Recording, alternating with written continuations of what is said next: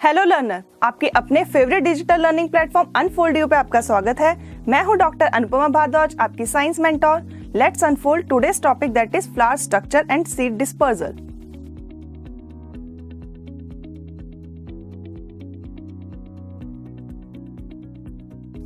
Don't we always like beautiful and vibrant flowers on plants and trees?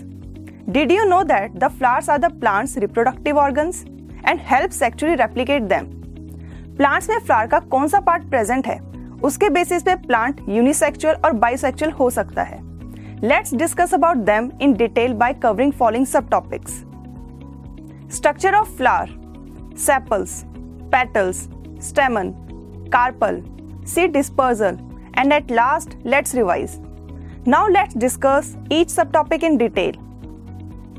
जूही को school garden के पास एक रोज flower गिरा मिला एंड उसने सोचा इसे वो अपनी मॉम को देगी। स्कूल की छुट्टी होते ही वो फटाफट स्कूल बस में बैठी, लेकिन बस में चढ़ते वक्त उसके फ्लावर का कुछ हिस्सा नीचे गिर गया। वो पूरे रास्ते सोचती रही कि इसको क्या हो गया है। फिर उसने घर आकर अपनी मॉम से पूछा, जो कि बायोलॉजी टीचर भी थी। मॉम, ये फ्लावर को क्या हो गया है? ये पहले जैसा क्यों नहीं बन जाता? मॉम ने कहा, बेटा फ्लावर के पेटल्स टूट गए हैं और ये दोबारा इसमें नहीं लग सकते। जूही ने मॉम से पूछा, ये पेटल्स क्या होते हैं? आप किसके बारे में बात कर रहे हो? मॉम ने कहा, चलो पेटल्स के बारे में जानने से पहले मैं तुम्हें फ्लावर के स्ट्रक्चर के बारे में डिटेल में समझाती हूँ। फ्लावर प्लांट का रिप्रोडक्टिव ऑर्गन होता है, वैसे ही जैसे हम इंसानों में रिप्रोडक्टिव ऑर्गन्स होते हैं। फ्लावर 4 पार्ट्स का बना होता है: सेपल, पेटल्स, स्टेमन, कार्पल्स। चलो अब हम अनफोल्ड की साइड से इन चारों पार्ट्स को डिटेल में समझने की कोशिश करते हैं। सबसे पहले पढ़ते हैं आउटर मोस्ट पार्ट के बारे में, दैट इज सेपल। इसे कैलेक्स भी कहते हैं। सेपल्स फ्लावर में एक छोटी सी ग्रीन कलर की पंखुड़ी होती है and are considered the first layers of the flower from the base. Their main function is to protect the flower while it is still in the bud stage. Next है petal, also known as corolla. ये second layer होती है next to calyx. Petals के beautiful color के कारण हम human beings और even birds भी flower की तरफ attract होते हैं. The petals of different flowers are found in different colors. And in addition, most of the times they are fragrant as well. Next to petal is stamen. Stamens को androecium भी कहते हैं। Stamen male reproductive part होता है flower में। Each stamen has the following parts. First is anther. It is present at the tip of the filament. It is internally lobed. Anther lobe के अंदर pollen grains होते हैं। Pollen grain यानी पराग के दाने। ये male reproductive cells को store करके रखते हैं। Second is filament. It is a thin stock like, या फिर जिसे हम डंठल भी कहते हैं, जैसा दिखता है, and it holds the anther. The anther is the breeding part of the stamens.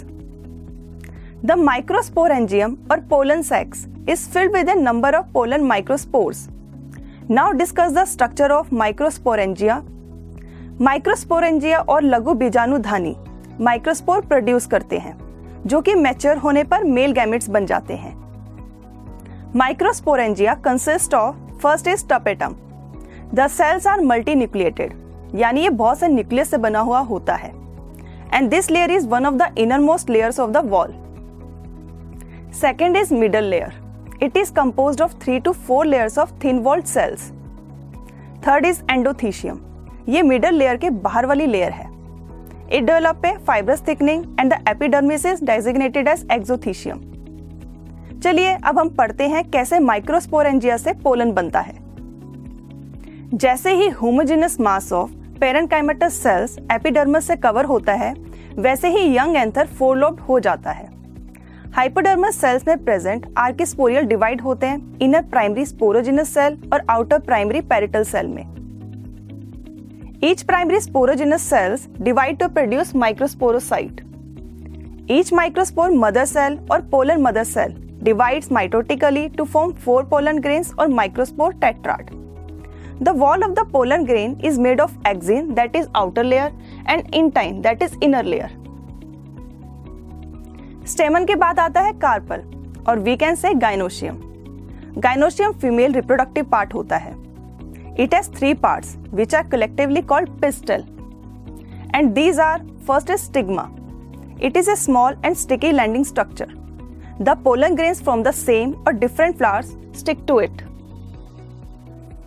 This structure acts as a landing site for insect or birds that act as a pollinating agents. Second is style. It is a thin stalk-like structure that holds the stigma. Third is ovary. It is the base of the style and contains ovule or eggs, which contain the female gametes or reproductive cells. Gynoecium किसी भी तरह का हो सकता है. First is monocarpellary. The gynoecium consists of a single pistil, for example in peas and beans. Second is multicarpellary. Here gynoecium comprises of more than one pistil. Third is syncarpous. It is a gynoecium with combined pistil, for example in tomato and cucumber. Fourth is apocarpous. It is the gynoecium with free pistil, for example in lotus vinca. Juhi was thinking something. Mom ने पूछा, जूही क्या तुम्हें flowers के parts के बारे में कुछ doubt है?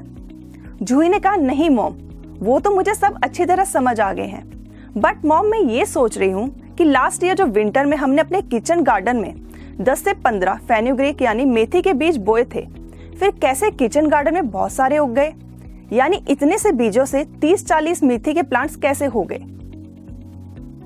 मॉम ने कहा, बेटा जैसे मैंने अभी बताया कि फ्लावर में both male and female reproductive parts होते हैं. इसकी वजह से एक नया सीड बनता है.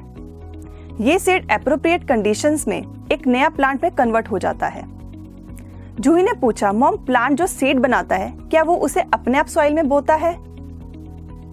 मॉम ने पूछा, जूही क्या लास्ट ईयर तुमने मेथी के फूलों पे बी यानी मधुमक्खी को बैठे देखा था? जूही ने कहा, यस देखा था. मॉम ने कहा, क्या तुम्हें मालूम है बी वहां पर क्या कर रही थी? जूही ने कहा, यस मॉम मुझे मालूम है. बीज अपने लिए नेक्टर कलेक्ट कर रही थी और फिर उसे अपने हाइव में ले जाकर उसे हनी बना रही थी. मॉम ने कहा, ये तो तुमने सही कहा, बट वो अनइंटेंशनली एक और काम कर रही थी. जूही ने एकदम से पूछा, क्या मॉम? मॉम ने कहा, बेटा वो अपने पैरों में या एंटीना में या फिर बॉडी के किसी और पार्ट से सीड्स को कैरी कर लेती थी और उड़ते टाइम उन सीड्स को इधर उधर घेर देती थी और इसी वजह से 10 से 15 सीड से 30 से 40 प्लांट्स ग्रो हुए. और बेटा इस मैकेनिज्म को सीड डिस्पर्सल कहते हैं. सिर्फ बी ही नहीं और भी इंसेक्ट्स, विंड और वाटर हेल्प करते हैं सीड डिस्पर्सल में. हवा चलती है, वो अपने साथ बीजों को इधर उधर ले जाती है. बारिश आती है, फिर बारिश का पानी प्लांट पर गिरता है और इस वजह से बीज नीचे गिर जाता है और फिर पानी के साथ बहकर इधर उधर चला जाता है. And under appropriate condition they grow as a new plant. Now Juhi is happy to know many things about the plant. Now let's revise what we have studied till now. Now tell name of 4 parts of the flower. Yes, these are sepal, petals, carpel and stamen. Now tell name of the female reproductive part of flower. Yes, it is carpel. Now tell what is a monocarpellary. The gynoecium consists of a single pistil, for example in peas and beans are called monocarpellary. This is all in this video. In our next video, we will discuss about fertilization in detail. Till then, keep learning, keep sharing. Thanks.